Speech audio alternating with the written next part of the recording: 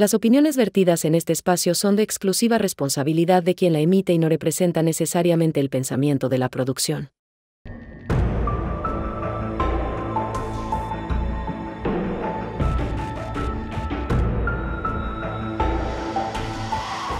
Hola amigas y amigos, bienvenidos a tu programa Relatos Forenses. Estamos muy contentos con la maestra Vilma Naranjo. Maestra, bienvenida. ¿Cómo estás hoy? ¿Bien usted? Yo bien, escuchando muchas noticias y pareciera que estas no se terminan y esto está muy complicado. No, pero fíjese que antes de pasar a la cuestión macabra, nos volvieron a traer regalitos. Sí, y qué regalos tan hermosos, sí. Nos trajeron algo bien bonito, que son como, pues, tanto una libreta muy bonita y incluso, ya ve que a su servidor le gusta un poco la pintura y el dibujo, lápices bien bonitos, precisamente de grafito, y pues un agradecimiento al señor José Ángel. Y a Jacqueline, su señor esposa. Ángel Trejo y a su esposa Jacqueline, muchas gracias. Así es, sí, también me mandaron plumas, que bueno, a mí las plumas me fascinan, y una libreta también hermosísima. Y pues sí, claro que esto es lo que da, no es el regalo, es la intención, Sí, y el claro, que se hayan acordado de nosotros, así que pues sí, muchas gracias. Muchas gracias. Vamos a comenzar con la cara del psicópata. Maestra, ¿qué vamos a hablar el día de hoy? Pues fíjate que esto es un caso de los Estados Unidos de Norteamérica, y de verdad, escuchando la historia de esta persona de la que vamos a hablar, es una mujer y un hombre, pero de verdad, cuando hablan del instinto maternal, yo a veces siento que existe cuando lo deseamos, pero no es algo que todo mundo tiene, ni el maternal ni el paternal, ¿no? Y este es el caso de Erica Murray, una joven que con tan solo 17 años conoce a un hombre que se llama Raymond Rivera, y aquí es donde empieza una historia de abandono, pero de violencia, pero de abuso, que yo, de verdad, no pensé que pudiera llegar a tanto. Ok, maestra, ¿por qué? ¿Qué pasó? Resulta que Erika es una jovencita que tiene una familia, digamos, normal. ¿Y por qué digo digamos? Pues porque finalmente pues no hay ninguna familia perfecta, ¿no? Todos tenemos nuestro negrito en el arroz. Sí. Pero era una joven básicamente estudiante, con sueños, que quería irse a la universidad. Era una joven físicamente muy cuidada, le gustaba verse bien, la moda, lo que hacen todos los jovencitos.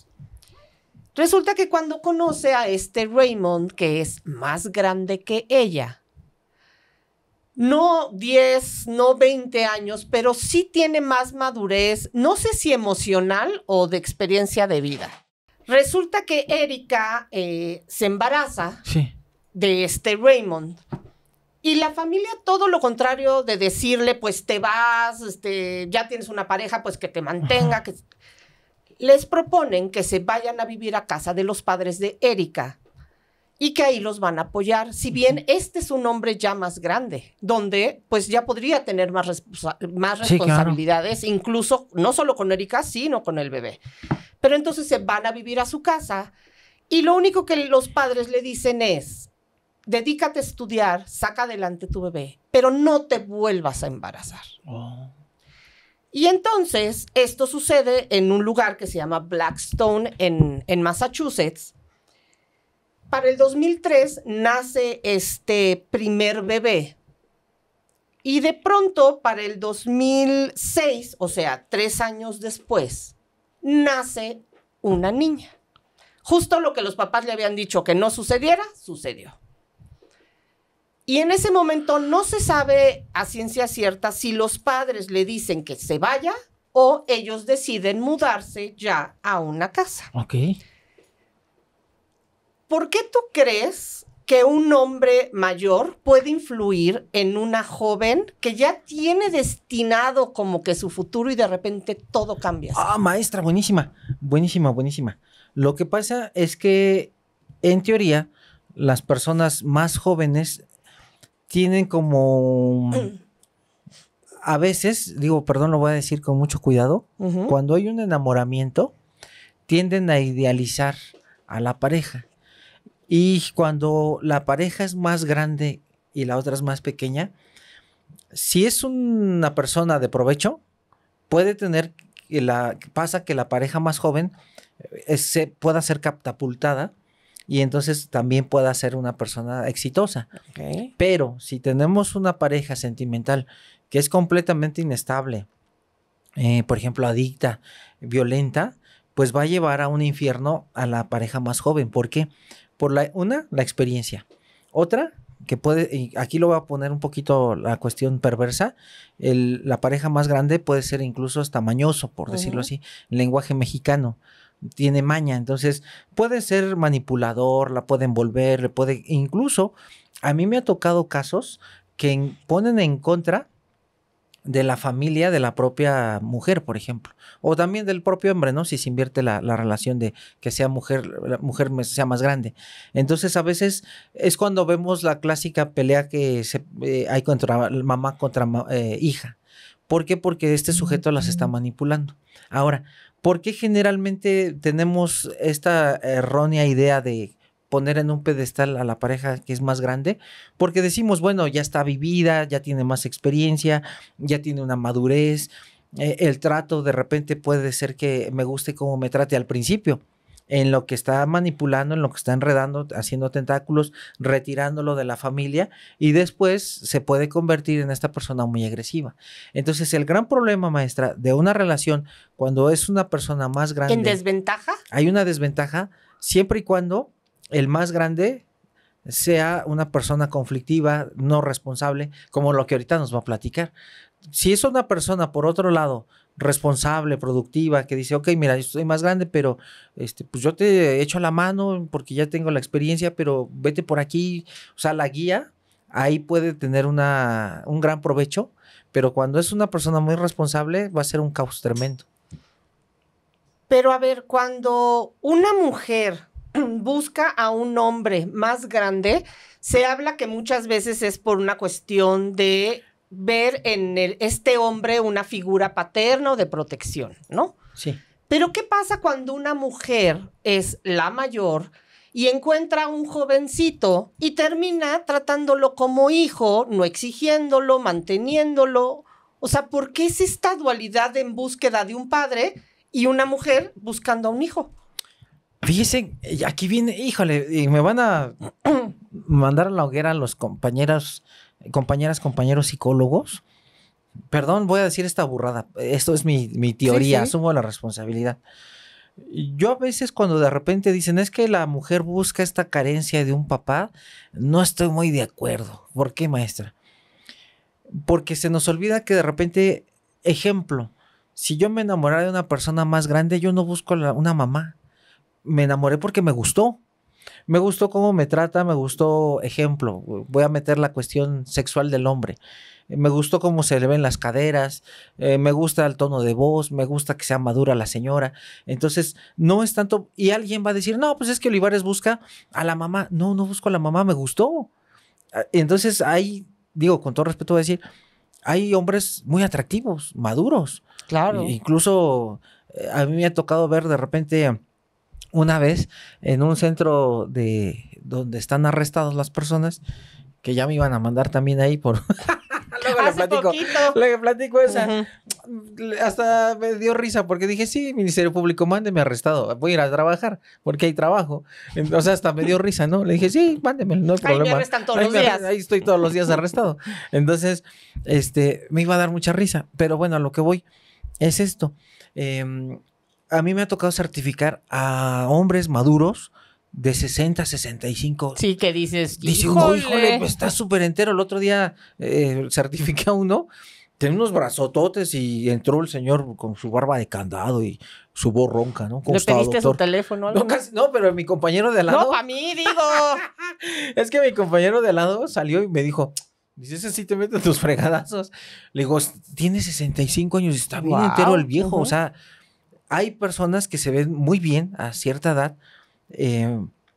Digo, no por algo, perdón, este es el Vox Populi, que dicen que un hombre es como un buen vino, ¿no? Claro. Entonces, a lo que voy es que no siempre es la búsqueda de la figura paterna. A veces la mujer se enamora porque pues el hombre está guapo, me gusta. Tal vez no está como... Me trata bien, tal vez no está como el de 20, pero me gusta cómo se ve, me gusta sexualmente. Y no significa siempre que sea una búsqueda de una figura paterna. En el caso, aquí me voy a atrever a seguir otra teoría mía. Por ejemplo, en el caso, voy a poner lo que vemos en la televisión. Ya ve que creo que hay una actriz que anda con uno muy joven, ¿no? No sé quién sea, pero... Susana Zabaleta y... ¿qué? Ricardo Pérez, de La Cotorrisa. Bueno, yo no los ubico, pero... Yo te voy a presentar a todos los youtubers. Gracias. Dicen, yo nada más porque he escuchado que hay una relación muy sonada ahorita en el medio del escándalo, que porque una mujer es más grande que el sujeto, el hombre. Mire, me voy a meter en la cuestión sexual, digo, perdón.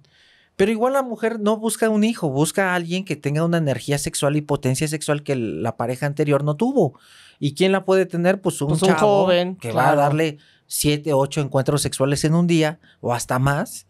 Y pues la otra va a estar fascinada. Vamos a decir las cosas como son. Como son, claro. Ejemplo, si la mujer a mí de 60 años tiene unos glúteos muy grandes y a mí me gustan los glúteos grandes, pues no busco una mamá, porque no estaría yo copulando a mi mamá, sino vea la Sí, exacto, cuestión. Nadie se acuesta con su mamá. Exactamente. Más que estés medio enfermito.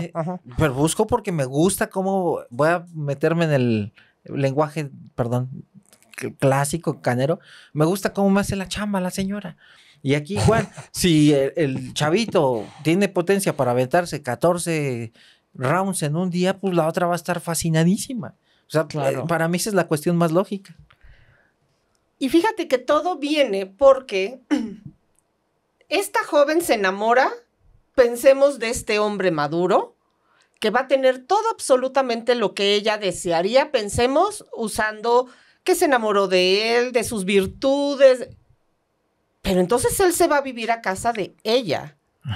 Y a pesar de la amenaza de los padres de, ok, viven aquí, saquen el niño adelante, tiene otro. O sea, ¿dónde queda el enamorarte de una persona mayor que te dé posiblemente todo lo que tú quieres en cuestión de experiencia? Si finalmente sigue dependiendo de ti o de tus papás, como si tuviera la misma edad, ¿no? Entonces ahí ya hay como en esto que pudiera haber sido bueno para ella. Ándele. Resulta que es el mismo fracaso. Sí, claro. En diferentes edades. Era lo que estábamos diciendo ahorita.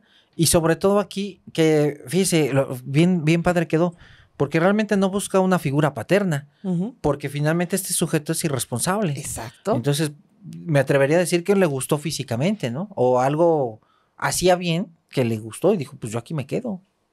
Ellos cuando se van y se mudan a la casa de la hermana de este hombre. Entonces, desde ahí empiezo a preguntarme si él tenía la posibilidad de irse desde un inicio a la casa de la hermana, porque decide mejor irse a la casa de los suegros con las reglas de los suegros. Okay. Desde ahí para mí ya es un signo como de alerta de, pues no es tan responsable. Sí, ¿no? Se van a esta casa y van con estos dos niños. El menor, que se dice tiene un espectro autista. Híjole. Y la chiquita que, bueno, tienen a raíz de ya vivir juntos en la casa de los papás, ahora viven en casa de la hermana. Ellos deciden, esta joven prometedora que se arreglaba, que era pues todo lo que vio este hombre en una jovencita, pues resulta que empieza a cambiar. Incluso la familia dice que se le hace raro no verla ni tan alegre como antes, ni sofisticada y con ganas de comerse el mundo, sino que se convierte en una persona diferente. Y para empezar a entrar en los detalles de esta historia, ella dice que empieza a tener a los niños y les va a dar clases, esto famoso del homeschooling, que es tener a los niños estudiando en la casa, porque ella ya estaba aparentando algo afuera y algo era muy diferente a lo que se estaba viviendo dentro de este domicilio. ¿Cómo es que conocemos realmente la historia? Pues resulta que un 27 de agosto del 2014, una vecina que estaba a un lado de la casa de la hermana de este hombre, que es Raymond, suena el teléfono. Él tenía un hijo menor, de la edad del primer jovencito. Habla este niño y le dice, oye mamá, ¿cómo callamos a un bebé? Y entonces la mamá le dice, ¿cuál bebé? Si este niño solo tiene una hermana. Ajá. Porque para empezar, ella, o sea, Erika, se iba a trabajar y regresaba a la casa. Entonces, en ese periodo no le gustaba, de hecho, que en ningún momento hubiera uno de estos niños trajera a alguien de afuera. Cuando la mamá escucha esto de su hijo, como que necesitas callar a alguien, entonces va, detiene todo lo que está haciendo, va a la casa y dice que en el momento que abre, llega un olor absolutamente nauseabundo. Ella empieza a ver en las paredes había excremento humano, había pañales que podrían contarse hasta de 1 metro de altura. Okay. Había ratas, había un perro y un gato, había desechos no solo animales, sino de humanos. Dice esta mujer que cuando entra al área de la cocina buscando a su hijo, que le había llamado, las cucarachas, que era algo que en su vida se había imaginado.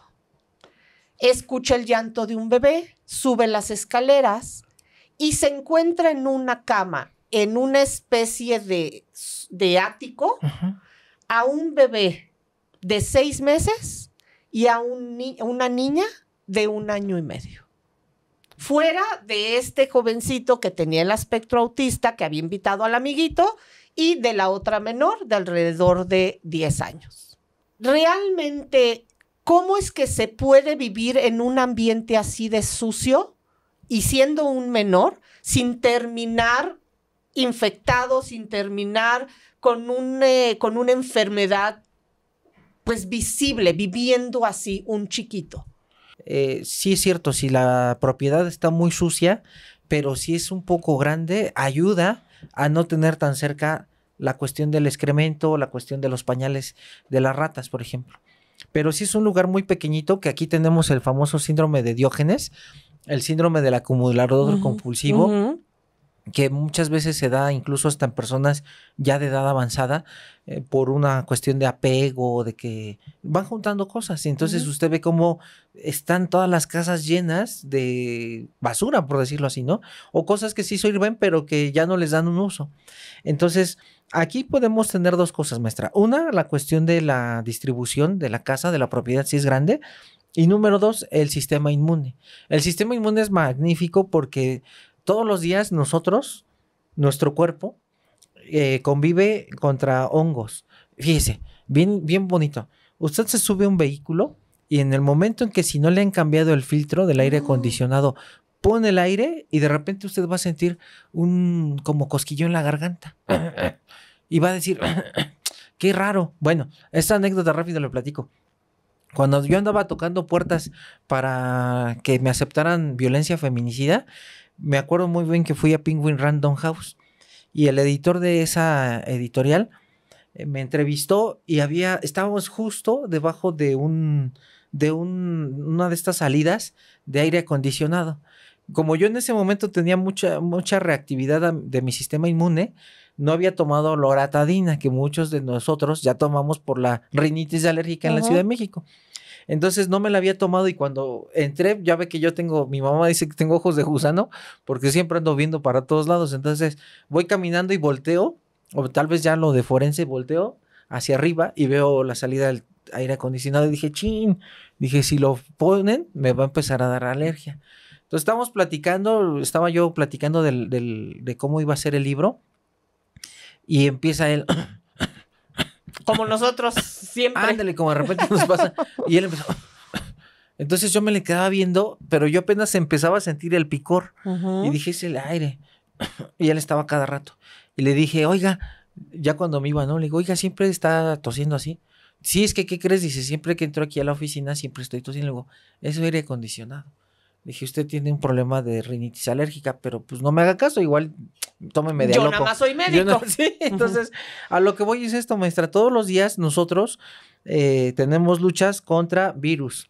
El cochino de al lado que de repente y hasta estornuda y se ven así las gotitas de flush. Sí. Y ni siquiera para taparse la boca. Bueno, y que no nos enfermemos, eso ya es un milagro. Es un milagro porque nuestro sistema inmune frena si tenemos un buen sistema inmune. Entonces, el sistema inmune ayuda bastante a frenar estas enfermedades que pueden transmitirse muy fácil. Por eso es que a pesar de tener el excremento en la pared, las ratas, todo esto, hay niños que lo hemos visto incluso que han sido abandonados, que eso lo platicaremos en otro capítulo, que dice usted, ¿cómo es que sobreviven? Sí, el sistema inmune es magnífico. Porque ahorita que dices esto del aire acondicionado, yo escuché, que no sé si sea cierto, que en ocasiones nos huele hasta como el olor como a playa. Ajá. Y que eso es puro hongo, lo que todas esas esporas que están saliendo. Sí, huele a humedad. Exacto, sí, como humedad. Son hongos, los hongos les encanta la humedad. De platico rápido, yo dije en el vehículo viejito que traigo, porque ya tiene 25 años de edad, el carrito. Ya hay que cambiarlo, ya. Bueno, hay que decirle al Pepe que nos pague. Que nos suba el sueldo para que podamos comprarlos, ¿eh? Pero bueno, mi vehículo, pues 25 años viejito, entonces de repente no me fijé, empezó a llover bien duro. Y dejé las puertas abiertas, bueno, las ventanas. Maestra, era una, digamos, un ancho de agua desde el suelo de la alfombra hasta... ¿Que se inundó? Que se inundó. Si usted ponía un pescado y andaba flotando. Literal, tuve con un vaso sacar toda el agua del carro. Lo puse a secar, pero ¿qué cree? Me di cuenta que tenía hongo los asientos por la humedad. Ya tuve que ponerlo en el sol muchos días, estar ahí con mucho cuidado secándolo, porque había crecido hongos, el penicillium, que así se llama. Entonces, de hecho, el biólogo Beagle, Alexander Fleming, que viajaba en el Beagle, que era un barco donde hacían expediciones, él estaba sembrando algunas bacterias en sus cajas de Petri y se da cuenta que crece un penicillium, el hongo, y que las bacterias se empezaban a replegar. De ahí nace la penicilina. Fue un hallazgo, o sea, él no se lo esperaba. Sí, fue un error. Sí, exactamente. ¿Por qué pasó esto? ¿No? Y se dio cuenta y ahí se descubre la penicilina. Entonces, donde hay humedad, hay hongo siempre. Pues digo, esto es, ahora sí que, entre comillas, les voy a dar un gran consejo que me enseñó mi mamá. Ok. Cuando haya humedad en un cuarto, en una alfombra, que luego es cuando huele muchísimo, ¿sabes con qué se quita? Si tú lo riegas con bicarbonato, sí, mi mamá hace lo mismo. Se seca y entonces lo aspiras y se lleva todo, pero todo. Bicarbonato al carro. Sí, es una maravilla. Dice, nada más lenguaje verbario cultural, por ejemplo, en personas que estén gorditas, el problema es que ellas sudan mucho y se pueden acumular hongos, cándida, por ejemplo. ¿Verdad? Sí, en los hongos en los pies, por ejemplo, se dan mucho porque el pie suda y está guardado en un zapato. En los pliegues, ¿no? Exactamente, entonces hay mucha humedad. Y número 3, hay cadáveres que con mucha humedad tienen hongos. O sea, eso es muy normal porque el hongo crece en cualquier lado con humedad. ¿Con humedad? Sí. Entonces, imagínate esta madre que está en su casa tranquilamente al cuidado de sus hijos, estoy hablando de la vecina, y de pronto llega a esta casa, se encuentra a estos 2 menores, cuando ella sabe que únicamente hay 2. Los que están visibles, ¿no? Los que conocen. Entonces, ¿de dónde salieron estos otros 2 niños? Sabiendo esto, me regreso a lo que ha estado sucediendo. Raymond, el hombre, el esposo, el padre de los 2 primeros hijos, es un hombre, pues sí, bastante irresponsable. Pero aquí viene algo bien interesante. Él es consumidor de marihuana, tanto que en el sótano tiene sus plantíos. Él se va a trabajar y en el trabajo lo ven como un hombre limpio y dicen que una de sus particularidades es que el escritorio está perfectamente ordenado. Su ropa está impecable porque la lleva a la tintorería. Pero él vive en la casa con Erika. ¿Cómo es esto posible? Fíjese, maestra, que me acaba usted de dejar un bombazo en la cabeza. Ahora sí ya entendí al doctor Eder Zamarrón cuando dice hace buenas preguntas. Sinceramente no sé. No tengo idea por qué podría vivir con excremento y afuera ser súper pulcro. O sea, desconozco por qué. Es que a mí esto de verdad me llamó mucho la atención porque finalmente como que todos tenemos un mundo muy aparte del que representamos, ¿no? Y posiblemente aquí yo me traigo y me compro una chamarrita para verme bien y en mi casa ando con los pants más rotos, ¿no? Es como esta dualidad que tenemos todos. Esto se ve mucho en los jóvenes actualmente, en las famosas generaciones tecnológicas, porque ya ve que incluso la moda ahorita es selfie, y incluso se compran su café de la sirena y se lo llenan con lo que sea y andan presumiendo que están en ese tipo de lugares. Entonces, es para dar una apariencia de la que no son. Entonces, bueno, yo lo veo así con estas nuevas generaciones, ¿no? Que tanta carencia tienen porque no pueden acceder a algo que al parecer es como muy fácil, y finalmente acceden, pero a base de mentiras y están engañando a la gente. De hecho, se está relacionando mucho con la depresión, porque en sus muros, en redes sociales, son unas personas, pero en la vida real son otras.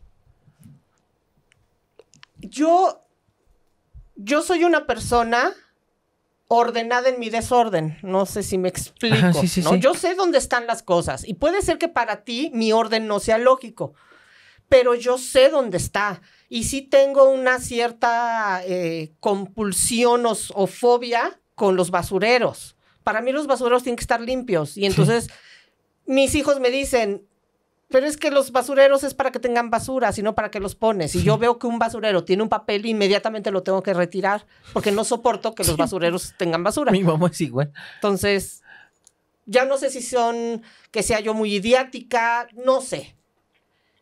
Pero lo que sí te puedo decir es que si yo llego a un lugar en mi casa que está sucio, lo limpio, pero si llego a un lugar donde necesito limpiar, también lo limpio. Yo no entiendo cómo este hombre puede tener un escritorio perfectamente limpio, su ropa de tintorería, y esa misma ropa de tintorería va a ingresar a una casa donde las paredes tienen excremento. Sí, claro. Entonces, ya es una locura la que tiene este hombre. O yo no sé si tuviera que ver el consumo de la marihuana. Pero es que tampoco sabe por qué, porque bueno, la marihuana podría producir un brote psicótico, pero que él ya lo haga todos los días de ir bien pulcro, pero vivir en un basurero, no es por las adicciones, no. Él, cuando le dicen que tiene 2 hijos más que están en el ático, lo primero que él responde es, esos no pueden ser mis hijos. Porque yo solo tengo 2. ¿De dónde salieron estos niños? Sí. En esta historia me tengo que estar yendo adelante y atrás para que podamos entender. Cuando la policía es avisada y entra a esta casa, lo primero que hacen ya en intervención es que se le hace una prueba de ADN a estos menores para ver si efectivamente son hijos de Raymond. Y la respuesta es sí. Son hijos de Raymond. Ok. Cuando llega la policía, entra a este ático, ve a esta bebita que prácticamente está en los huesos, donde esta bebita ni siquiera se puede sentar, y entendamos que ya tiene 1 año y medio. No se puede sentar porque ha estado en un absoluto abandono. Pero entonces vemos este bebé de 6 meses donde dicen que en la parte posterior de la cabeza, trasera de la cabeza. Sí, la región occipital. Está plana. Oh. De todo el tiempo Sí, que ha acostado. permanecido acostado. ¿Qué es esto? ¿O por qué pasa esto? Mire, en el caso de los bebés, como no hay una osificación todavía, no sé si usted recuerda la cultura, no estoy bien seguro, perdón si digo esta tontería, creo que eran los mayas los que se deformaban el cráneo poco a poco. Ya, sí. Y esto solamente se lograba cuando eran niños, porque y en los primeros meses, porque justamente nuestro cráneo está compuesto por diversos huesos. El hueso frontal, que en un inicio, en etapa fetal, son 2 huesecitos y luego se van fusionando, pero también hay 2 temporales. Aquí está magnífico Juan. Si se da cuenta, el frontal tiene aquí 2 parietales, 2 temporales más abajo y el occipital. Okay. Pero esto que usted está viendo que se llaman suturas, en un inicio, cuando nace el bebé, estos huesecitos están formados más que nada por cartílago. Todavía no tienen una osificación como un adulto. Y aparte, estas suturas están unidas también a algo que se llaman fontanelas, que son una especie de membrana, que la gente le llama molleras. Entonces, ¿qué pasa en el trabajo de parto? Estos huesecitos que están aquí con las suturas se cabalgan y entonces se aplastan ligeramente para que pueda pasar por el canal del parto. Ahora, cuando ya son después de recién nacidos y empiezan a ser lactantes, les aplastaban el cráneo para que empezara a tener esta figura picuda, como lo que hemos visto en muchos libros de educación básica.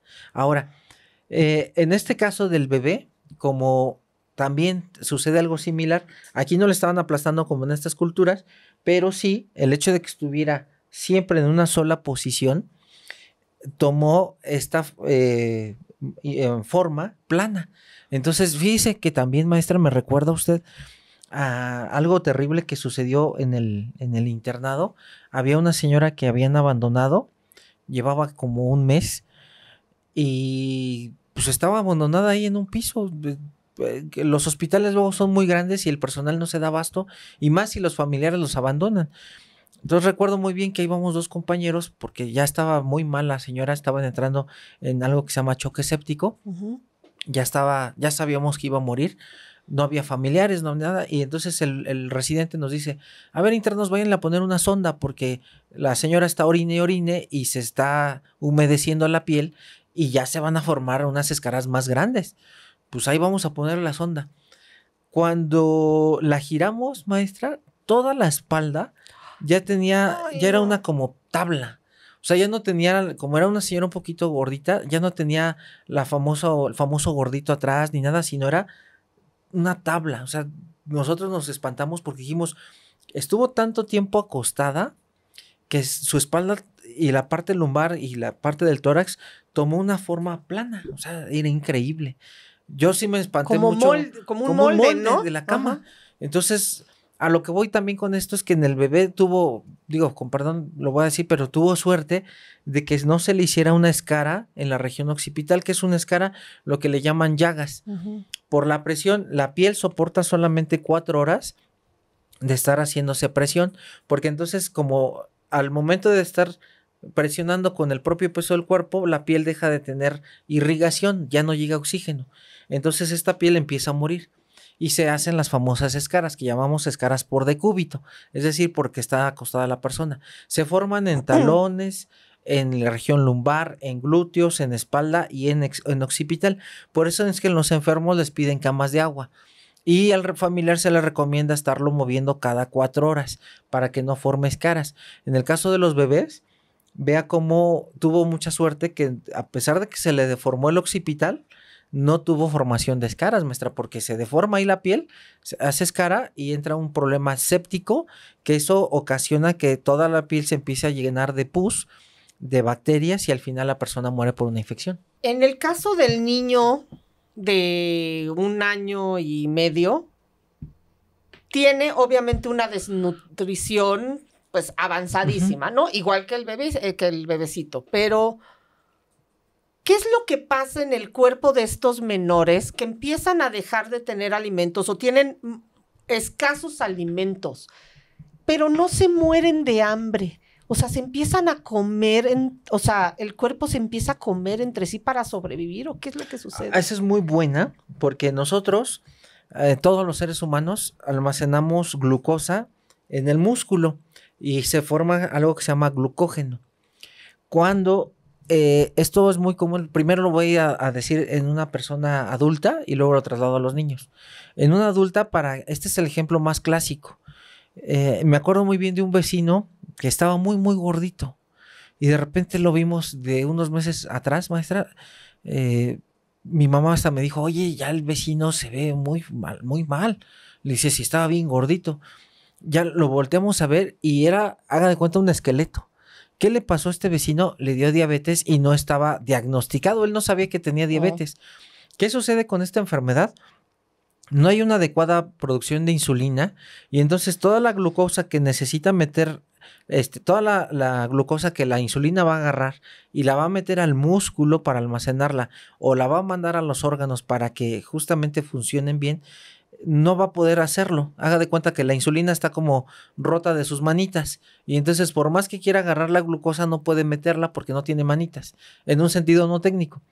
Entonces, ¿qué sucede con el cuerpo de la persona con diabetes? El músculo que de joven almacenó con esta forma que se llama glucógeno, entonces el cuerpo va a sacar glucógeno almacenado y lo va a transformar en glucosa. Esta es una estructura, este es un paso muy importante.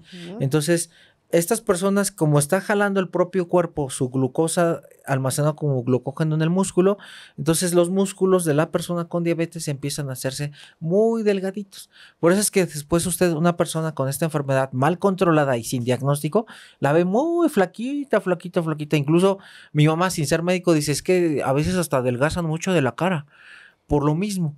Entonces, pasándolo a un niño, en un niño sano que están comiendo adecuadamente, pues los vemos fuertes, que andan corriendo. Bueno, ¿qué pasa con niños oncológicos que lamentablemente por la enfermedad empiezan a ser consumidos o en cuestión de desnutrición, el músculo empieza a quitarse el glucógeno porque sus células se lo piden y entonces los músculos se hacen muy delgaditos y si no hay adecuado nutriente, después de ser muy delgados, hace algo que se llama atrofia muscular. Entonces, además de hipotrofia, es decir, se hacen muy delgaditos y ya son niños muy flaquitos que casi no pesan y sobre todo aquí hay algo bien importante, maestra. Al tener poco músculo, su sistema inmune va a caer y van a producir enfermedades oportunistas. Un niño desnutrido puede morir de una neumonía, por ejemplo. Eso es lo que pasa con niños que no son adecuadamente alimentados. Digo, este es un tema que yo lo voy a tocar con muchísima delicadeza y mucho respeto, pero que creo que no se nos debe olvidar y está sucediendo en el momento que este capítulo esté. Espero que ya no esté la noticia y son todas estas personas del pueblo de Gaza. Ah, sí. Y estaba viendo que es que no hay manera de no romperte en dolor. Y mi pregunta es, con todo respeto, es esta, porque justo estaba viendo la historia de Erika y sus niños, pero entonces veo a estos niños de Gaza que verdaderamente, ¿te acuerdas que cuando éramos... Pues de los que tengan de 40 para abajo, 50 para abajo, de 30 para arriba, se recordarán cuando veíamos estas noticias de los niños de Biafra, que eran muy flaquitos, como dices tú, prácticamente era una calaverita. Sí, era una calavera. Y entonces estamos viendo estos niños que están muriendo de hambre, o sea, ya se declaró hambruna. Sí. Y esto es alrededor de unos 4 meses para acá. ¿Por qué los adultos no se ven igual? Ay, buenísima pregunta. Un preámbulo, nada más históricamente. Si usted ha visto este libro que se llama Los hornos de Hitler, o incluso ha visto documentales del pueblo judío cuando estuvieron en estos campos de exterminio, si observaban la fosa común, todos los cadáveres eran casi iguales. Eran sujetos completamente, eran calaveras vivientes. Porque eran sometidos a trabajos forzados sin alimentación. Entonces aquí, regresando a la pregunta que usted hace, en una situación de guerra donde no hay acceso a alimentos, hay dos cosas bien importantes. Una, la fisiología del niño es muy diferente a la fisiología del adulto. Por eso siempre los grandes pediatras nos lo dicen. No es un adulto chiquito. No le puedes dar la mitad de la pastilla que tú tomas porque el riñón del niño es diferente al riñón del adulto. La dosis es diferente a la del adulto. Entonces, ese es el principal problema. Es que el niño es de adulto chiquito y le dan la mitad del medicamento del adulto. No, siempre es importante acudir con un médico. Número 2, la cuestión del tamaño, del volumen, es muy diferente. Por eso, a una dosis de un medicamento determinado que usted consuma, puede ser una dosis tóxica para el niño. En el caso de la falta de alimentación de adultos contra niños, es muy diferente porque el niño, fíjese, si hiciéramos una autopsia de un niño y un adulto, o sea, en las mismas condiciones. En las mismas condiciones, usted vería que el niño en las arterias no tiene colesterol. En cambio, un adulto, ejemplo, de 40 años en adelante, al revisar las arterias, muy seguramente vamos a encontrar placas de ateromas, es decir, de colesterol calcificadas. Entonces, tan solo por la edad. Número 2, el riñón del niño, a la diferencia del adulto, a veces es abismal porque ya los adultos que son hipertensos pueden ya tener daño renal sin saberlo. Entonces, usted saca los riñones de ambos y usted va a ver un riñón, con todo respeto voy a decir nuevecito, como vehículo de agencia, a un riñón de un adulto ya con zonas muy como fibróticas, es decir, como muchas cicatrices, disminuye de tamaño, lo corta y tiene una pérdida de la relación que llamamos corteza médula. Entonces, ¿por qué funciona? ¿Por qué puede resistir más un adulto a una hambruna que un niño? Por la capacidad muscular que tiene un adulto o un niño. O sea, por la reserva incluso de grasas, sí, de azúcares. Ándele, buenísima, sí, maestra.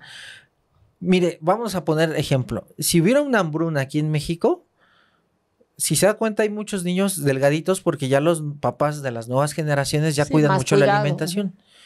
Pero los que somos más de 40 en adelante, si se da cuenta, México es de los países número 1 en obesidad. Sobrepeso, sí. Si hubiera una hambruna, lamentablemente, los que caerían primero serían los niños, a diferencia de los adultos, porque todos tenemos sobrepeso. Entonces, nuestro cuerpo va a sobrevivir más por la cantidad de grasa almacenada. Por eso. Y es que estos chiquitos, o sea, el bebé de 6 meses tenía 6 meses en esa condición, pero el niño o niña de 1 año y medio tenía 1 año y medio en esas condiciones y aún permanecían con vida. Obviamente dicen los policías que en el momento que toman a estos chiquitos los llevan a resguardo y empiezan a hacerle pues todas las pruebas, estudios para saber su estado. Y entonces viene otra bomba. Los menores que estaban en estas camitas, así como los 2 primeros, llegaron los pediatras, empezaron a analizar pues todo. Los chiquitos que estaban en el ático no tenían movilidad, tenían un absoluto retraso en motricidad, en todos los aspectos de habla, de escucha, todo estaba pues retrasado. Pero entonces toman a los 4 niños y los empiezan a revisar en garganta y en oídos. Y se dan cuenta que los oídos de los 4 menores, o no sé si decir las orejas de estos 4 menores, están llenas de gusanos. Oh, sí. Híjole, mire, buenísima pregunta que usted... Bueno, perdóneme, me adelanté la pregunta. Pero sí. Una de las etapas donde más predisposición hay en el sentido de que sean los niños infestados de insectos o de parásitos, precisamente es la edad pediátrica. Lo vemos con la pediculosis, por ejemplo, en la cuestión de los piojos, que así le llamamos. Si se da cuenta, los brotes son muy común. Yo nada más haría esta pregunta. En kinder, en escuelas. Es muy común en kinder y en primaria. Pero si nos vamos a universidad, ya es muy raro. Si nos vamos, ejemplo, al lugar de trabajo, ya casi, pues no hay. A menos que sea una persona muy descuidada, todos nos alejaríamos, ¿no? ¿Por qué niños? No, porque niños están jugando y no conocen la magnitud del problema. En la situación de... Yo pensé que incluso iba a decir usted garrapatas. Ah, no, es que a esas voy. Okay, bueno, ahorita contestamos. No. Es que también tenían, obviamente, piojitos, garrapatas, y estos gusanos habían entrado, no, por eso te pregunto si es en oídos o en oreja, pues porque decía el pediatra que en el momento que empieza a revisarles, en un primer momento pensaron que estaban llenos de cerilla, ajá, pero resulta que en el momento que mueve, se dan cuenta que no, que son gusanos. Sí, mire, aquí la explicación del por qué son gusanos, y no porque, y buenísimo, voy a aprovechar para sí, que me sigan odiando, no es cuestión de brujería y de que le aventé la mal, no. Aquí el problema es que son las moscas. Fíjese, buenísima, lo que me hace usted hacer todo un mapa mental en la cabeza. Fíjese, un cuarto donde hay excremento, primer lugar, excremento. El excremento va a traer por el olor a la mosca. La clásica mosca negra, esta panteonera, sí. Ajá. Por el olor va a llegar la mosca y va a dejar los huevecillos ahí. Pero no solamente el problema es que deje ahí los huevos en el excremento, sí, por los pañales, sino que esta mosca va a empezar a dirigirse a los niños que también están sucios. En el cadáver, bien interesante, la mosca se va a meter... Usted para ver huevecillos de moscas, fíjese siempre en las cavidades del cadáver. La mosca le encanta meterse a la nariz y a la boca, incluso al oído, porque la mosca anda viendo dónde dejar sus huevecillos de forma segura. O sea, a pesar de ser un insecto, tiene esta cuestión de dejar a sus descendientes... ¿Que haya humedad? Que haya humedad, que haya los nutrientes adecuados y sobre todo supervivencia. No los va a dejar expuestos ahí, sino los va a meter debajo de donde haya los va a proteger. Los va a proteger. Entonces, por eso es que en el cadáver se meten a la nariz, a la boca y a los oídos. Incluso, si hubiera quedado el cadáver con las piernas abiertas, si fuera mujer u hombre, se meten en la cavidad anal o incluso la vía vaginal. Ahora, ¿por qué los niños tendrían moscas en los oídos? Gusanos. Porque precisamente las moscas van a dejar los huevos, estos eclosionan, van a ser pupas y de ahí se convierten en moscas. Entonces, por eso es que en el momento en que los pediatras revisan, pues van a encontrar los gusanos, porque fíjese cómo andaban las moscas, muy seguramente en los oídos de los niños. Vamos a encontrar incluso garrapatas y esto de los piojos, porque entre niños pues, pudieron haberse abrazado, contacto, y ahí se transmitió el piojo. La mosca, pues bueno, anda volando y andan metiéndose. En un bebé dormido, desnutrido, o la lactante de 1 año y medio, que esté desnutrida, pues están dormiditos y llegan las moscas y se meten. Por eso es muy importante, maestra, y esto para todas las amigas y amigos, en especial las mamás, que son las que generalmente siempre están con los bebés, cuando vayan a comunidades rurales, revisen bien las sábanas, incluso si es cama que no conocen o que no es de ellos y que no la están haciendo, revisen las camas, porque a veces puede haber insectos y se meten a los oídos de los pequeñitos. Incluso si ven una garrapata, hay que ir corriendo al médico, porque a veces la garrapata, si no se anestesia para que quede dormida y puedan extraer, en el afán de estarla jalando, la garrapata va a tratar de buscar una salida.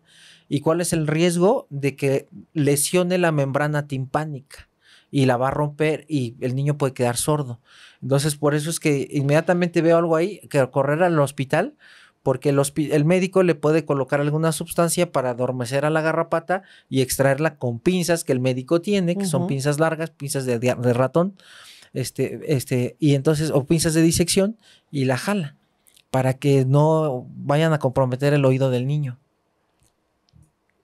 Te voy a platicar ahora sí que una intimidad y que nadie nos está oyendo. Mi hija de haber tenido como unos 4 meses, yo creo. La acababa yo de pasar a su cuarto para que ya durmiera toda la noche. Entonces sí, tendría como 3, 4 meses. Y yo oía que lloraba y lloraba todas las noches. Pues yo le revisaba su camita, todo, su cunita, nada. Pero de pronto, el que en ese entonces mi esposo, empezamos a tener muchas como picaduras, ¿no? Ya se me dio comezón. Y yo cambiaba las sábanas y yo soy bastante obsesiva en eso. Y yo decía, pues yo los cambio todas las semanas. Sí. ¿Por qué no sé qué está pasando? Y echaba Raid, nada. Total que había llegado una jovencita a ayudarme con las labores de la casa. Prácticamente venía de un pueblo, de una comunidad. Incluso hablaba una lengua donde no hablaba estoy hablando el español muy fluido, sino venía con una lengua, y se va, ya no regresa el siguiente semana, ya no está.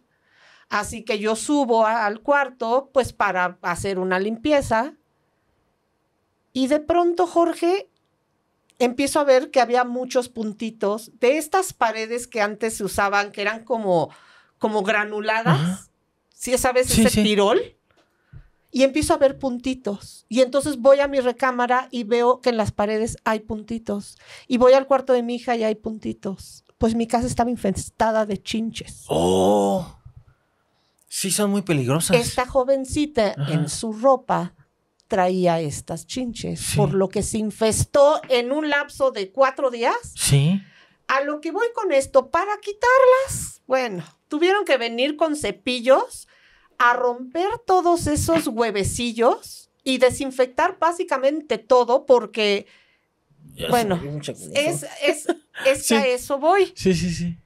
Estuvimos como unos 5 días así y yo ya me jalaba así, los cabellos, me raspaba, mi pobrecita bebé, teníamos que estarla cambiando porque no soportas estas mordidas. ¿Tú sabes lo que es esos bebés con eso? 6 meses y 1 año y medio. Sí, claro. Y los otros 2 grandecitos viviendo así. Sí, fíjese que en el libro de 9 círculos viene hambruna. Por un caso que a mí me toca de 4 niños abandonados a morir de hambre. Y usted revisaba las extremidades de este pequeñito que a mí me tocó hacer la disección. Un niño de 15 años con peso de 35 kilos, creo. Era una calaverita. Yo la cargué muy fácil. Y usted veía toda la piel llena de picaduras de insectos. Entonces, pues muy seguramente chinches, como usted bien lo dice. ¿Y cómo soporta estos bebés que los vecinos ya ni siquiera escuchaban sus llantos? Porque el llanto de un bebé, y sobre todo de un recién nacido, es como muy particular, ¿no? Lo reconoces, sabes que es un bebecito si oyes este llanto tan particular. Es el hecho del abandono, donde incluso la fuerza, incluso el poder hablar, el poder gritar, se elimina. Sí, porque al gritar los bebés necesitan mucha fuerza, tanto de los músculos, que bueno, en otro capítulo ya ve que lo explicamos de la cuestión de estos recién nacidos abandonados, y ahí se explica que lo invitamos a que los vayan a ver. Hay periodos de adaptación que así se llaman. Entonces los bebés cuando gritan o lloran necesitan, al igual que nosotros utilizamos músculos intercostales, el músculo diafragma y todos los músculos laringios. Entonces imagínese un bebé que ya no tiene esta energía muscular porque ya no tiene nutrientes, entonces ya no va a tener la capacidad de gritar. Empiezan a buscar información, pues para saber qué es lo que estaba sucediendo. Sí. Obviamente retiran estos 4 niños, van a detener a Erika como responsable de esta negligencia con estos menores. Y le preguntan a Raymond, y dice, es que yo no sabía que existían esas 2 niñas, las del ático. Y entonces le dicen, a ver, ¿cómo que sabes que tienes 2 hijos, vives en esa casa, todos los días ahí duermes, y no sabes que hay 2 menores en un ático? O sea, ¿no sabías que tu esposa estaba embarazada? Y dice, no. Porque cuando empiezan esta relación en la nueva casa, así como le advirtieron los papás a Erika que no tuviera otro bebé, Raymond le dice, ya tenemos 2 niños, no quiero uno más, ni se te ocurre embarazarte. Y entonces Erika se vuelve a embarazar de 2 menores y oculta este embarazo durante los 9 meses, tanto que uno de los niños nace en este ático y el otro en una tina. Ella sola. Sí. No hubo un hospital, No hubo un pediatra, no hubo una atención, no hubo nada. Y Raymond supuestamente no sabe lo que está sucediendo en su casa, tanto que ella dice que cuidaba a los niños, a algo los alimentaba, pero los tenía escondidos. ¿Cómo puedes esconder 2 niños y 2 embarazos de una persona que se dice que está presente? Pues mire, en la cuestión del embarazo ha habido adolescentes que incluso usan faja para ocultar el embarazo. Usan ropa holgada. Recuerdo muy bien un caso que a mí me sorprendió mucho porque era una adolescente que se había embarazado, tenía 14, 15 años y resulta que la mamá nunca se dio cuenta que estaba embarazada hasta que la hija dijo, es que me duele mucho el abdomen, me duele mucho, mucho, mucho, ya fui al baño, pues ¿qué te pasó? Pues creo que todavía hasta lo dijo así, lo recuerdo muy bien, dijo, pues es que me hicieron daño los tacos que comimos anoche, que cenamos. La llevaron a un hospital y se dieron cuenta que el dolor abdominal era porque tenía atorada la placenta, no había descendido, no se había desprendido en el momento en que tuvo el parto y la placenta estaba atorada y estaba haciendo que sangrara. Entonces decía, aparte me baja, estoy en mi periodo y me duele mucho, la llevan, se dan cuenta que no es cierto, que los ginecólogos dicen, bueno, esto no es cierto, esta niña tuvo un bebé. ¿Cómo que bebé? Pues yo nunca me enteré, decía la mamá. No, sí, su hija está embarazada. Llegó la policía, empezaron a cuestionarla, ¿dónde está el bebé? El bebé finalmente terminó diciendo que el bebé estaba en un plato, de estos platos largos, que ya ve que sirven para algún alimento, como muchos taquitos, ejemplo, estos tacos muy larguitos, estos sí, platos como de largos, flautas. ándele, y lo había puesto debajo de la cama. Ay, no, pues. Entonces va la mamá en calidad de urgencia a la casa a buscar el famoso bebé que estaba en el plato debajo de la cama de la muchacha y efectivamente ahí estaba el bebé tapado con un trapo, muerto. ¿Por qué? Porque el bebé pues se murió. Aparte de que el bebé era prematuro. Gracias, maestra. Entonces, la prematurez, más la falta de alimentación, más la falta de calor, pues murió el bebé. No iba a sobrevivir mucho porque estaba muy prematuro, pero finalmente sí había nacido. A lo que voy es esto, no era un óbito, sino el bebé sí nació porque sí respiró fuera de cavidad uterina. Es que, como dices tú, ya me diste uno a mí. Sí, entonces, la forma de ocultarlo es a veces muy fácil, pues se usan estas fajas. Y si usted pregunta, ya para darle a usted la palabra, no. Si hay consecuencias en el crecimiento, sí hay consecuencias, hay una consecuencia en la restricción del crecimiento del bebé, sí puede haber secuelas. Yo ya aprendí que nunca debo decir nunca ni jamás, ¿ok? Sí. Porque en la vida me he callado la boca muchas veces. Pero lo que sí creo yo, y a todas las que son mamás, creo, tal vez los papás a veces están un poco más ausentes, no estoy diciendo que no estén involucrados, pero en ocasiones no tienen pues una confianza con su hija, sí, ¿no? Por cuestiones de, pues, de respeto, sexos, ¿no? Sí. Pero, y si oyes esto, mi hija se va a enojar mucho, pero yo sé cuándo menstrua y cuándo deja de menstruar. Yo abrazo a mi hija. Yo la he visto. No te estoy diciendo, la veo, no, pero la veo. Si se está cambiando la pijama, yo la veo, yo la toco, yo la abrazo. Sí, claro, por eso las mamás son buenísimas. Yo no entiendo cómo una mamá no se puede dar cuenta que su hija está embarazada. Perdón. Bueno, mire, perdón por lo que voy a decir, esto es médico. Voy a poner 2 ejemplos. Cuando una pareja está tan ensamblada, que es de esos amores bonitos, bueno, el hombre se da cuenta sin saber del calendario cuando su mujer está menstruando. Sí. Y en el caso de las mamás, y también del mismo hombre se da cuenta de que su esposa ya está embarazada por el cambio de las feromonas. Por ejemplo, en el caso de la menstruación, la menstruación tiene un olor muy característico.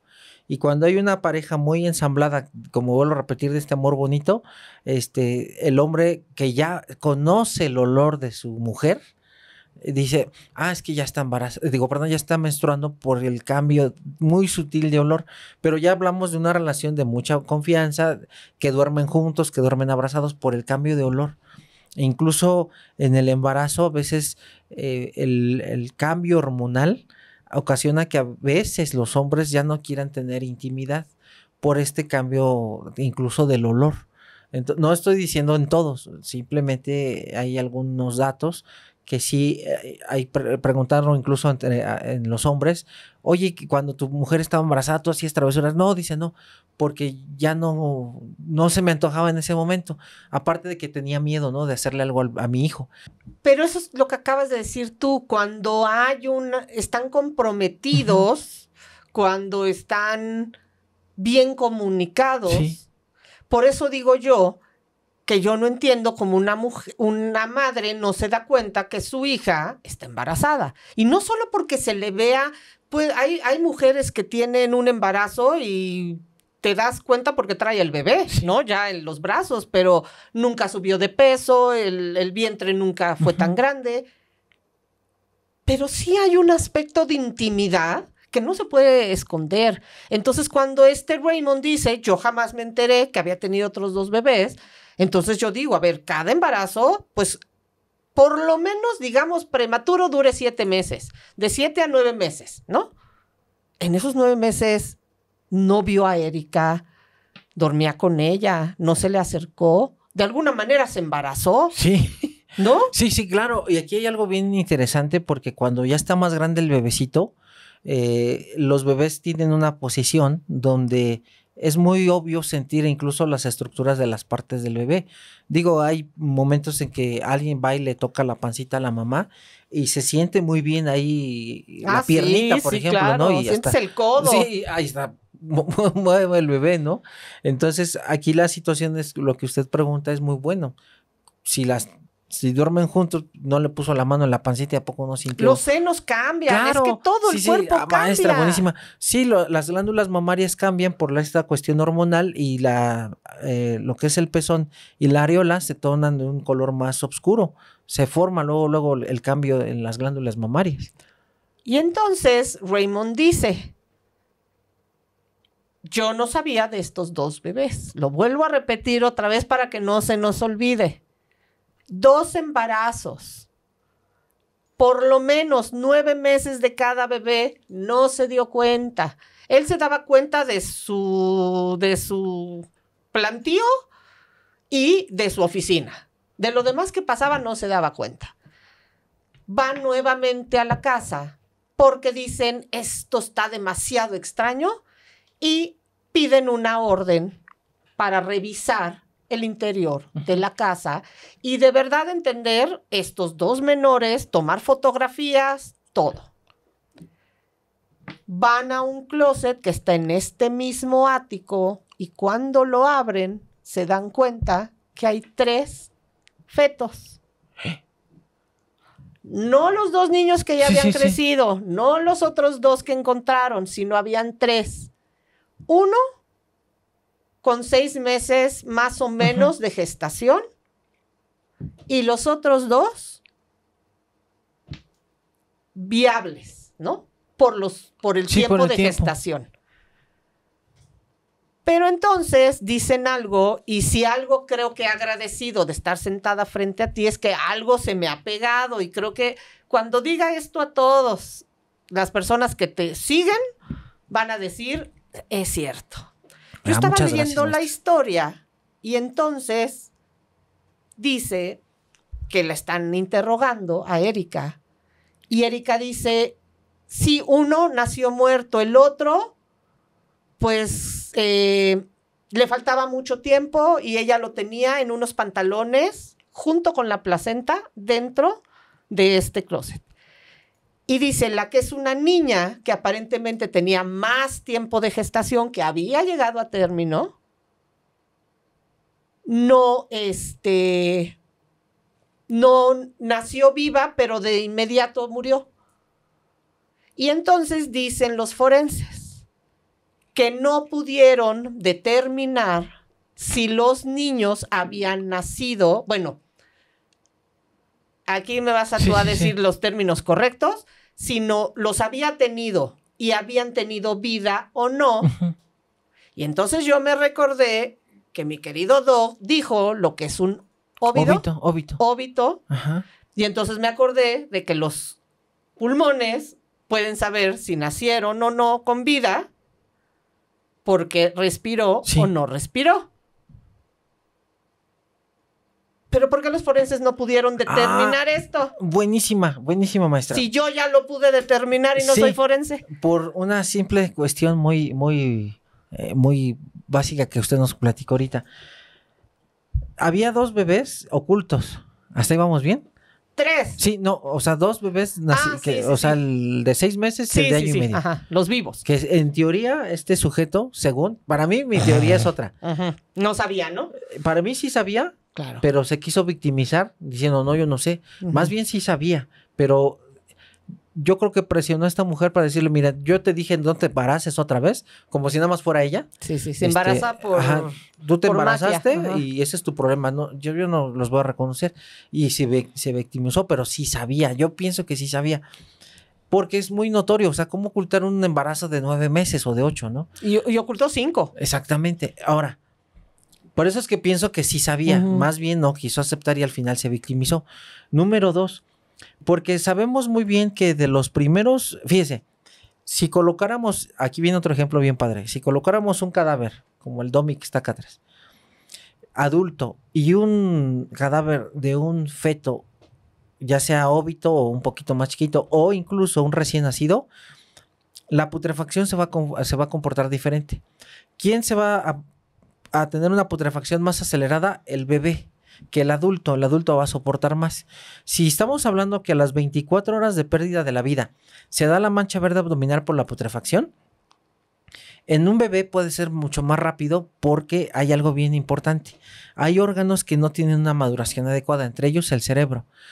Cuando a mí me toca hacer procedimientos de necropsia en recién nacidos, al momento de que se apertura, porque incluso el procedimiento es distinto, en el humano adulto, el corte va por 2 traveses de dedo, que así decimos, es decir, 2 dedos arriba del arco supraciliar, que es aquí, 2 dedos, por aquí ya empieza el corte a este nivel.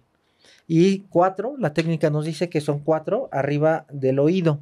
Entonces, tenemos el oído, 4 dedos. Este está muy chiquito, pero en teoría vendría aquí el corte. Entonces hacemos el corte con la sierra y quitamos la tapa craneal, constituido por hueso frontal, parietal, parte temporales y occipital. Y entonces exponemos el cerebro. En el caso de los bebés que tienen las fontanelas, lo que hacemos nosotros... ¿La mollera? Ajá, la mollera es cortar con las tijeras quirúrgicas, tac, tac, tac, tac, porque es una membrana, y vamos por las mismas, con el bisturí cortamos la sutura. ¿Es como un cartílago? Es un cartílago, por decirlo así. Entonces vamos, la mollera es una membranita. Y el cartílago es donde está la sutura, apenas porque todavía no está osificado. Entonces vamos con la tijera, después vamos con el bisturí. No es como el adulto que quitamos la tapa, sino aquí lo que hacemos es abrir como libro, ¡poc!, hacia los 2 lados. Y entonces queda abierto, ya aperturado el cerebro, la vista hacia el cerebro. ¿Y qué cree? El cerebro se está deshaciendo, se está licuando. A pesar de que tenga 24 horas. ¿De verdad? De verdad, sí, porque el cerebro del recién nacido está inmaduro, no soporta tanto el proceso de hipoxia, isquemia, es decir, no hay oxigenación, y entonces se empieza a licuar. Usted toca el cerebro de un recién nacido o de un óbito, en 24 horas se le empieza ya a deshacer entre los dedos, porque no hay una maduración de algo que se llaman las famosos circunvoluciones, que son estos como especie de espirales que están en el cerebro, que es donde se está enrollando la máxima evolución de todas las especies, que es el cerebro humano. Por estos 100 millones de neuronas que tenemos, 100 mil millones de neuronas que tenemos, están ahí metiditas, todas plegadas en estas circunvoluciones y en estos surcos. El recién nacido no los tiene solamente, es un cerebro sin circunvoluciones, sin surcos, es como una bola nada más. Usted lo toca y se le empieza a deshacer entre los dedos. Entonces, a lo que voy, ¿por qué los forenses no pudieron determinar? Porque si fueron cadáveres que ya estaban deshidratados y que ya estuvieron ocultos, simplemente la putrefacción deshizo muy rápidamente los pulmones. Entonces, al momento de extraer los fetos, que ya estaban ocultos por meses o semanas, Al momento de hacer la apertura torácica, ya no hay pulmones. Entonces ahí ya no encuentra dos dosimacias. La diafragmática, que es debajo del quinto espacio intercostal, que abraza al corazón, que es positivo a respiración. Y a pesar, dice usted, bueno, no los puedo ver, pero los tomo y los meto, tampoco iban a flotar porque ya no hay pulmones. Entonces ya las dosimacias están fuera. Ya no puede determinar si están vivos, si estaban vivos o eran óbitos. Y entonces, ¿con cuánto tiempo se puede saber para determinar que si es un óbito o no? Ah, esa es buenísima. El problema de trabajar con bebés o óbitos recién nacidos es que el tiempo es crucial. Si usted permite que el cadáver de un bebé se empiece con la putrefacción, en 15 días usted ya no puede determinar nada porque los pulmones ya se degradaron por la putrefacción. A ver, entonces, con el perdón de todos quien nos escucha, me voy a regresar al episodio del bebé decapitado. Ajá. Que el hospital estaba diciendo que había sido un óbito, ¿te acuerdas? Uh-huh. Que no fue que la doctora le quitara la vida al bebé. Entonces, ni siquiera el hospital pudo haber determinado eso porque ya lo habían embalsamado y todo. Ah, buenísima. Pero ahí buenísima. Ah, maestra, gracias. Ahí estaba embalsamado. Exacto. Ahí sí tenemos los pulmones. ¿Por qué? Porque el medio de fijación hizo que el proceso del embalsamamiento, el objetivo es retardar la putrefacción. No la va a poder frenar, la va a retardar. ¿Dónde la puede frenar? Donde metan muchas sustancias como el cuerpo del papa y ahí sí la frenan. Pero es un procedimiento muy específico. A ver, espérenme, maestro. Pero si cuando embalsaman a alguien, o tú lo haces, ¿no? En una cuestión legal. Bueno, es que yo no embalsamo. No, por eso. Ajá. Digo que si tú en una cuestión legal vas a hacer una autopsia, tú sacas los órganos, los PET, lo que sea, y los regresas a la cavidad, se van con el embalsamador y mete todos los líquidos para embalsamar. Pero estos órganos que están dentro, si a veces los meten en una bolsa, no reciben ese líquido. Buenísimo. Sí la reciben. ¿Por qué? Porque precisamente como los órganos van a empezar a podrirse, entonces lo que yo he visto con compañeros es que agarran una bolsa de RPBI, estas rojas, meten mucho formol, humedecen una sábana, meten los órganos, los amarran con la bolsa, con la sábana completamente empapada de formol, la meten dentro de la bolsa que lleva formol, le hacen el nudo y lo meten en cavidad. Ese es su embalsamamiento muy rápido que ellos ocupan de repente. Entonces, esas piezas están embalsamadas. Caso de Monterrey, que fue muy sonado. Afortunadamente se llegó a una causa de muerte porque estaba embalsamada. Si no hubiera estado embalsamada, no se llega a una causa de muerte. Ok. Entonces, básicamente está resguardando la evidencia el formol. Exactamente. Aquí buena pregunta. No ayuda a la cuestión química porque al momento de que entra el formol, ácido acético, glicerina y todo lo que ocupan para embalsamar, se están llevando elementos importantes de la sangre, la jalan y entonces la van a desechar. Si usted como perito en química agarra y dice, yo quiero determinar si tenía cocaína, alcohol, metanfetaminas en sangre, ya no lo puede recuperar porque ya se lo llevó el embalsamador o ya entró la sustancia y va a empezar a mezclar. Porque a veces cuando se toman muestras de hígado de cadáveres embalsamados, el químico reporta formaldehído en unas cantidades incompatibles con la vida, porque es el formaldehído que metió y el metanol, no es etanol sino metanol, que es una especie de alcohol, es un alcohol que usan también para embalsamar. Entonces se reporta ahí formaldehído y se reporta metanol en unas cantidades que usted dice, esto es incompatible, sí, ya uno se va al expediente, es que estaba embalsamado. Entonces, en la cuestión química no se va a recuperar absolutamente nada, pero en la cuestión de los órganos y para determinar causa de muerte, ahí sí se puede recuperar porque está embalsamado. Entonces, por eso los forenses no pudieron determinar si el bebé había respirado o no. Exactamente. En el caso del hospital, pudieron porque estaba embalsamado, En el caso de los que usted nos está contando, no pudieron porque ya eran cadáveres que ya llevaban bastante tiempo, ya había putrefacción, tal vez se encontraron tejido deshidratado y a pesar de rehidratar, no había pulmones porque son de los órganos que también se van degradando. Entonces, fíjate cómo funciona la ley, no solo en los Estados Unidos de Norteamérica, sino en México, en América Latina, en todos lados se da lo mismo. Sí. Resulta que muchos decían cómo es posible que no, o sea, estos bebés no hubieran muerto, los que estaban en las camas, con alguna enfermedad que estos cuerpos en descomposición les hubiera afectado y que no hubieran captado, incluso los vecinos, es que había todo ahí. Entonces decían, explicaban médicos, que el hecho de toda la suciedad que había es que un olor tapaba el otro y una infección provocaba la otra. O sea, todo era como una cadena, ¿no? Sí. Entonces, ya para el 4 de septiembre del 2014, a Erika la acusan ya formalmente de 2 cargos de homicidio involuntario, de maltrato y de negligencia infantil, más ocultamiento de cadáveres. ¿Ok? Sí.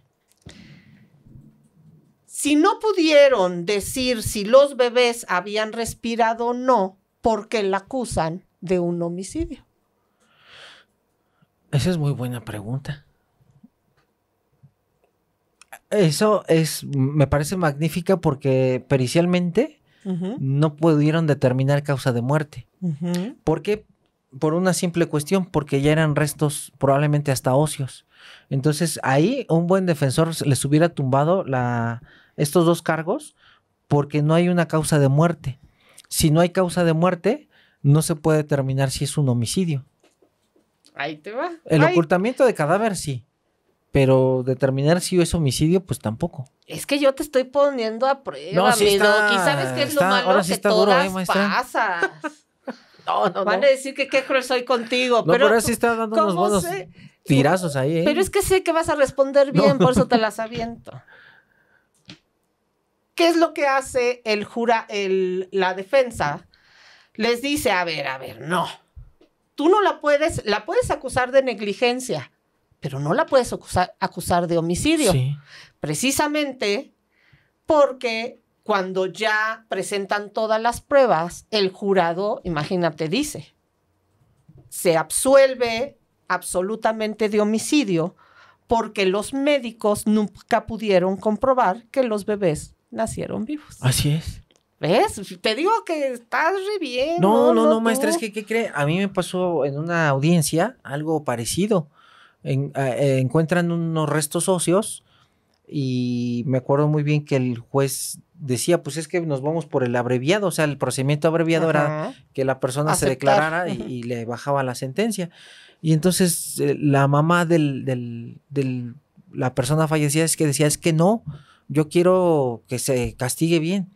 Resulta que hubo una riña y entre la riña alguien pierde la vida y lo encuentran donde hubo la riña como en una bodega abandonada. Alguien de estos youtubers va grabando, estos que les llaman exploraciones urbanas, y encuentran los restos ahí, restos óseos, y entonces pues, da aviso a la policía, llega la policía y dice, efectivamente hay restos óseos de una persona. Con antropología se determinó que era hombre, pero la causa de muerte, pues no hay nada más que los puros huesecitos. Entonces llega la MP y me dice, doctor, no me haga esto. Pues hacerle que, oiga, dice, es que cómo puso indeterminado. Le digo, pues es que son puros huesos y en los huesos no hay ningún trauma. Si esta persona murió de una enfermedad o murió por algo traumático, lo que estaba como tejido blando, músculo, órganos, piel, ya desapareció. Sistema vascular, no hay nada. Okay. Son los puros huesos porque aparte llegaron los roedores y se lo tragaron. Entonces le digo, no puedo inventar algo que no, porque el defensor, un estudiante de derecho el primer año me va a tumbar. ¿Por qué? Porque va a decir, a ver, ¿qué determinó que la causa de muerte sea? Por ejemplo, ¿por qué un testigo vio que lo picaron? Bueno, ¿y dónde está la evidencia médica? Y que murió por eso. Exactamente. Le digo, ¿cómo le puedo argumentar a esto? No, es que pues no me da elementos, pues es que yo tampoco tengo nada. Que no los hay. Y también le preguntó a la antropóloga, oiga, no me haga esto, pues es que no hay nada, o sea, los huesos tampoco tienen nada. Entonces son casos donde son muertes indeterminadas, porque incluso dice muerte indeterminada por carecer de elementos anatómicos para estudio o elementos periciales. Entonces aquí, como bien lo dice usted, pues finalmente no se pudo determinar si fue homicidio, muerte por natural, por decirlo así, de una falla genética, no se tiene nada. Y aquí le vamos a jugar, ya ves que nos encanta ser abogados del diablo. La condena es únicamente por negligencia grave, por poner en peligro la vida de sus hijos vivos. ¿Ok? O sea, los de la pancita ya no importaron, porque esos no los pudimos comprobar. Y se le sentencia de 16 a 18 años de prisión, únicamente a Erika. Sí. Cuando para mí, el famoso Raimundo tendría que haber estado igual o más preso que ella, porque psiquiatras declaran que pues ya tenía un problema psiquiátrico mental esta mujer para haber hecho todo lo que hizo. Pero en teoría él estaba sano. Sí, él claro. En teoría no se embarazó nunca. No tuvo que vivir estos partos, aparentemente. Entonces, él no es declarado culpable por las cosas que hace ella. Si hubiera declarado que estos niños sí tenían vida, habían respirado en el momento del parto, nacieron, y entonces ella los dejó morir, entonces hubiera aplicado una sentencia por homicidio. Sí. Y eso, si estamos ya en el nuevo sistema, bueno, no nuevo, perdónenme, dije una burrada. Porque sí hay profesores que dicen, ya no le puedes decir nuevo porque ya desde el 2008, y sí es cierto. Sí, ya no es el nuevo sistema. Ya va a cumplir 20 años. O sea, ya no es nuevo, perdón, por esta burrada. Y perdónenme, abogados, lo vuelvo a rectificar. No me gusta decir nuevo sistema porque de nuevo ya no tiene nada. Pero si estuviera en el sistema oral, hoy en día, a fuerzas la prueba reina son las pruebas periciales. Ya no es como en el inquisitivo que era simplemente la declaración testimonial, no. ¿Sí? Ahora se tiene que probar con métodos científicos. Así es. Y entonces, perdón por lo que voy a decir, pero para mí la vida de estos bebés en el trato que se les dio fue terrible. Pero tener a estos niños sin alimentos, sin cuidado, infestados, con dolores seguramente, si había ratas con mordidas. ¿Esto no era peor que un homicidio de esos bebés? Sí, claro. Es que, mire, para nosotros es terrible. Sin embargo, mientras la ley lo maneje así lo va a manejar pues la fiscalía y el defensor pues va a hacer su trabajo. Y nos vamos a ver en otro capítulo donde se habla de bebés abandonados, de negligencia. Y entonces yo no puedo entender, viendo el caso de Erika, me da pena la mujer porque digo, ¿qué tiene que estar pasando para que tú decidas ocultar 5 bebés, de los cuales 3 murieron, pero los otros 2 los dejaste abandonados, pero el niño que tiene el espectro autista tampoco ha sido atendido, pero al principio hablé que había una familia donde le dio una acogida a estos futuros padres con este bebé, la apoyaron y después se olvidaron de ella. Yo creo que el culpable, desde mi muy humilde punto de vista, es el Raimundo, porque pienso que hay una manipulación y hasta amenazas por parte de él hacia ella. Pero entonces, Jorge, volvemos a lo mismo que decimos, no seamos estos corresponsables de las situaciones, porque me pasa con mi hermana, que ahora mi hermana es 20 años más, es mayor que yo, y es como mi mamá, ¿no? Porque, pues, cuando yo nací cuando ella tenía 20 años, entonces, si yo le dejo de hablar 3 días, inmediatamente me está marcando, ¿y dónde estás? ¿Por qué no me has hablado? ¿Qué te pasa? Y ya me está reclamando el por qué no la mantengo al tanto. Yo me imagino a mi hija que se va y sé que se fue con un bueno para nada y según esto yo la quiero, pero Tú sabes los meses que se tarda en llegar esta asquerosidad de domicilio con estos, que ya no volvió a ver a sus nietos. O sea, es que algo buscas, Jorge. Es que yo no puedo creer que ya nos hayamos hecho tan insensibles. Y eso no es respeto a la vida de mi hija. Eso ya no me importa. Ah, maestra, es que aquí usted acaba de abrir la caja de Pandora. ¿Qué pasa con estas personas que de repente se deciden unir en concubinato, por ejemplo, y decirles, y es como les comentaba, hay personas muy manipuladoras que ponen en contra, y esto viene en violencia feminicida, ponen en contra de la familia. O sea, primero las empiezan como a extraer de la familia, las alejan y luego las ponen en contra. No, y no quiero que lo hables a tu madre porque mira, tu madre nos quiere separar, es mala influencia para los niños, buena para nada, haragana, mi casa mando yo, o sea, lo que usted guste. No sabemos si esta joven literal les puso un límite a la familia.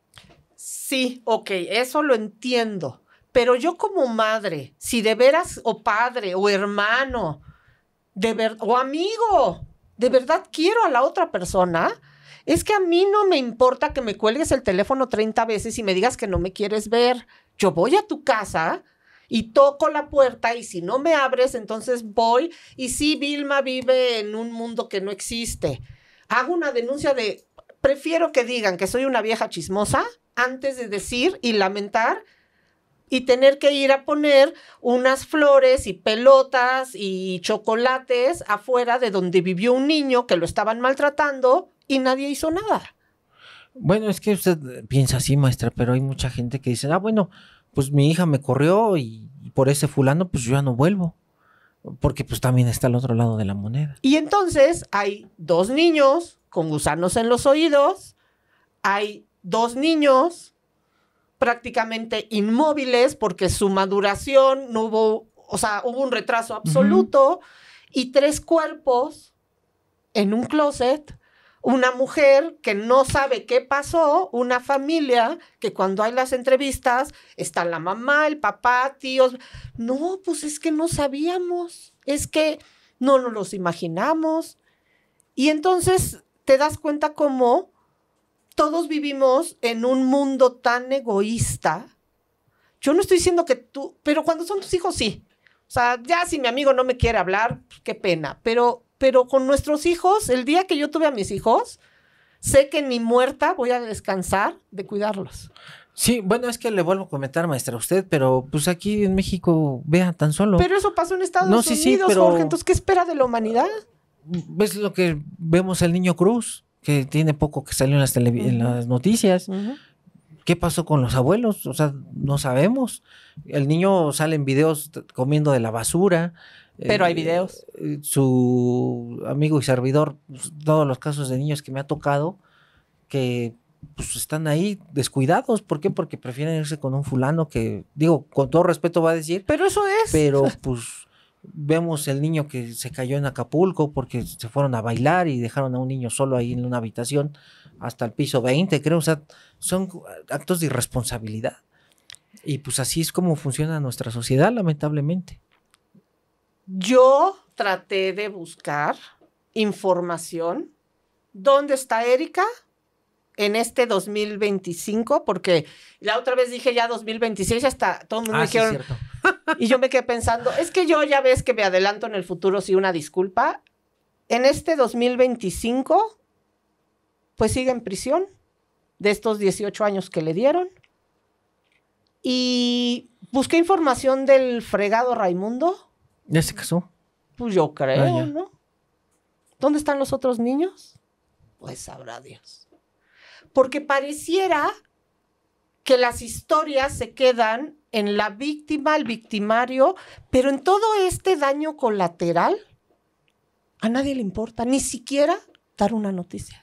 No, es que las víctimas siempre han sido cuestión de abandono. En un curso de violencia de género, me acuerdo muy bien que nos mandaron llamar, bueno, nos invitaron a varios peritos a una fiscalía muy grande y nos decía la ponente que a mí se me hizo de muy mal gusto. literal la traigo aquí, hasta la cara que hizo cuando volteó y nos vio a todos y dijo, a mí me gusta entrevistar a los asesinos. Dice, porque a las víctimas, ay, qué flojera. Dice, siempre están llorando. Yo me le quedé viendo y dije, es perito en psicología y trabaja con víctimas. Y luego por eso se enamoran de ellos. Sí, entonces dije, bueno, muy respetable, pero tremendo. O sea, dije, bueno, nos quedamos sin palabras, nos quedamos así. Bueno, está bien. Pues está bien. Ya iba a decir sin palabras. Me quedé, pero dije ya, mejor para qué me meto en bronca. Yo hasta la fecha lo sigo sin superar. O sea, no puedo superar esa contestación que nos dio la maestra. Y no, sí lo voy a decir, porque ya no me importa. Y que me perdonen, y ustedes no tienen que sacar conclusiones porque saben de qué estoy hablando, pero yo me imagino a la madre, la hermana o la hija de una víctima del coqueto, verlo sentado, platicando de cómo se gastó en su operación y diciendo cómo mataron a su familiar y recibiendo likes y recibiendo premios, y a mí me darían ganas de pararme y hacer una locura.